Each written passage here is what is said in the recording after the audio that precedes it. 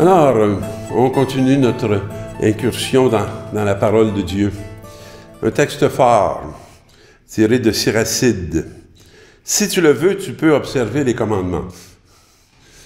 Ça, je trouve qu'il a tout à fait raison. Mais c'est pas parce qu'on les observe qu'on est capable de les accomplir. Et les commandements, ça nous dépasse. C'est à la mesure de Jésus-Christ, mais pas la nôtre. Et c'est pour ça que Jésus-Christ va nous emmener un commandement nouveau.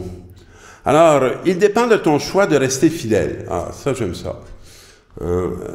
On n'est pas obligé d'être infidèle. L'infidélité, l'impiété, ça fait pas partie de notre nature. Ça fait partie de nos choix. Ça fait partie de notre réalité. Et cette réalité-là, elle, on peut la dominer. Le Seigneur a mis devant toi l'eau et le feu, étends la main vers ce que tu préfères. La vie et la mort sont proposées aux hommes. Vous savez, Jean-Paul II nous a parlé beaucoup qu'on était dans la culture de la mort. Puis, moi, plus je vieillis, plus je m'aperçois qu'on est dans la culture de la mort. On pense que la mort est la solution aux maux. Alors, on se donne des moyens acceptables, raisonnables, justifiables pour tanguer du côté de la mort. Alors que la vie, elle n'est pas du côté de la mort, elle est du côté de cette capacité de créer notre vie et de la choisir, puis de se déterminer à des chemins qui ne sont pas des cul-de-sac, mais des chemins qui ouvrent l'avenir. Hein? Car la sagesse du Seigneur est grande, il est tout-puissant et il voit. Et ça, c'est ça m'a façonné toute ma vie, moi, que la sagesse de Dieu est grande. Puis j'ai beaucoup cherché cette sagesse, et particulièrement dans les moments d'épreuve, dans les moments difficiles, où rien n'est évident, et où le monde a pas de proposition sensée à te faire. Et j'ai toujours cru que Dieu avait un sens à me proposer. Puis j'ai pas été déçu. Son regard sont tournés vers ceux qui le craignent. Alors, pour moi, craindre Dieu, j'ai peur de moi-même qui voudrais s'en passer. Et là, de tomber dans une illusion qui est près de la folie. D'une folie pour moi, se passer de Dieu. On entre immédiatement en enfer. On est enfermé dans le mal, on ne peut plus en sortir. Alors, il n'a commandé à personne d'être impie.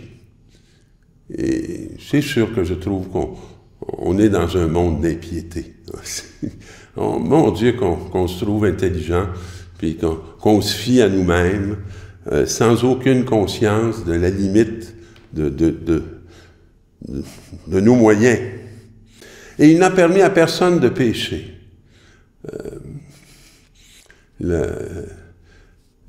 péché, on a trouvé une très belle façon, nous, de ne pas s'embarrasser du péché. On a décidé de dire que ça n'existait pas. On n'a aucune conscience qu'on peut tuer l'être spirituel qui est en nous. Le souffle, on peut tuer le souffle. Puis on peut s'enfermer dans des réalités qui sont tellement limitées, qui n'ont pas de portée, mais dont la portée est celle de la mort. Alors délivre-nous du mal, Seigneur, c'est important de le dire souvent, parce que c'est un défi de chaque jour. Dans la deuxième lecture, ce que nous proclamons devant ceux qui sont adultes dans la foi, c'est une sagesse, mais pas la sagesse de ce monde. Vous savez, c'est intelligent, la sagesse du monde. On peut être admiratif, on peut vraiment être séduit, hein, tout à fait séduit, mais c'est pas ça la sagesse de Dieu. La sagesse de Dieu, c'est le mystère de Dieu, il s'est tenu caché, il était prévu par lui dès avant les siècles pour nous donner la gloire. Mais la gloire, c'est la victoire sur la mort. Vous savez, quand on regarde Jésus crucifié, là, vous en avez un en arrière ici, là, c'est bien sûr qu'on ne peut pas dire, voici un chemin qui va vaincre la mort. Ben oui, mais il n'y a qu'une façon de vaincre la mort. Hein? Vous la regardez en pleine face, puis c'est vous qui la traversez plutôt qu'elle qui vous traverse. Si on ne commence pas par mourir, on ne pourra jamais vaincre la mort. Alors, d'avoir cette foi, cette confiance dans le Christ qui nous a montré le chemin de la vie. Et la mort est inclue dans ce chemin de la vie. Pas pour nous anéantir, mais pour être anéanti dans une façon droite, dans une façon claire, dans une façon vraie d'être un humain, hein?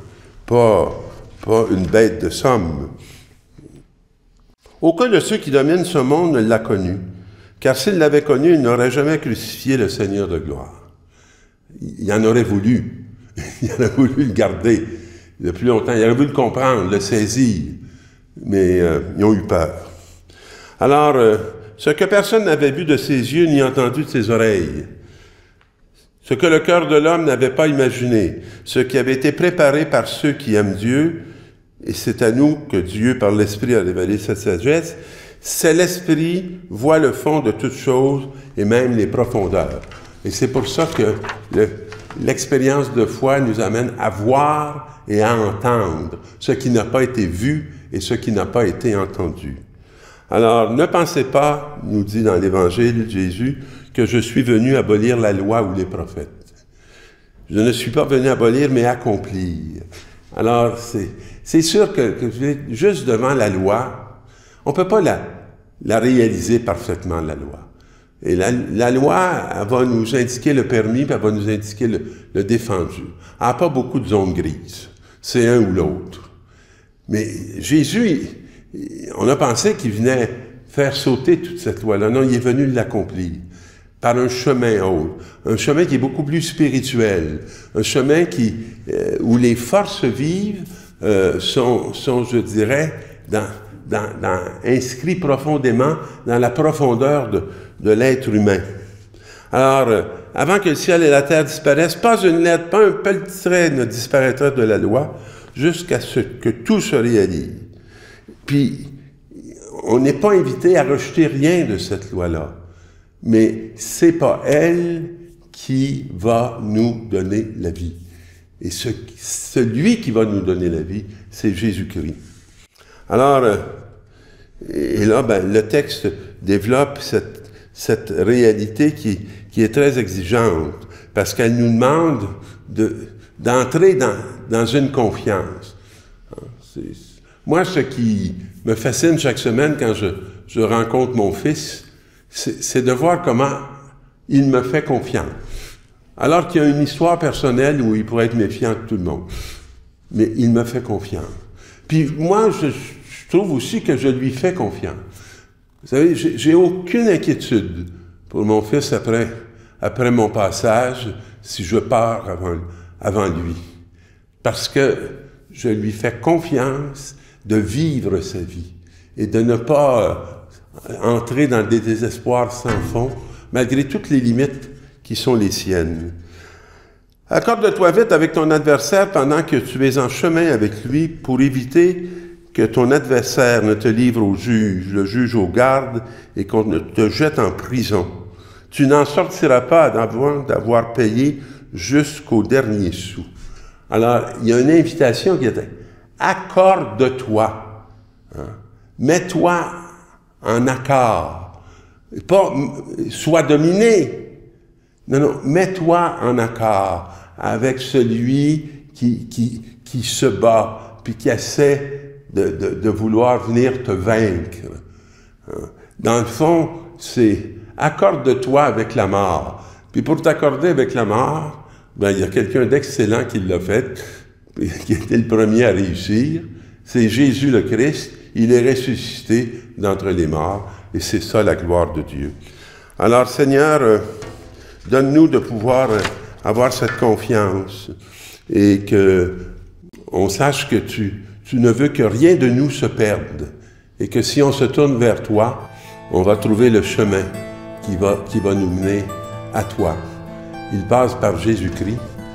Donne-nous la grâce de pouvoir entrer dans cette joie de ta victoire. Amen.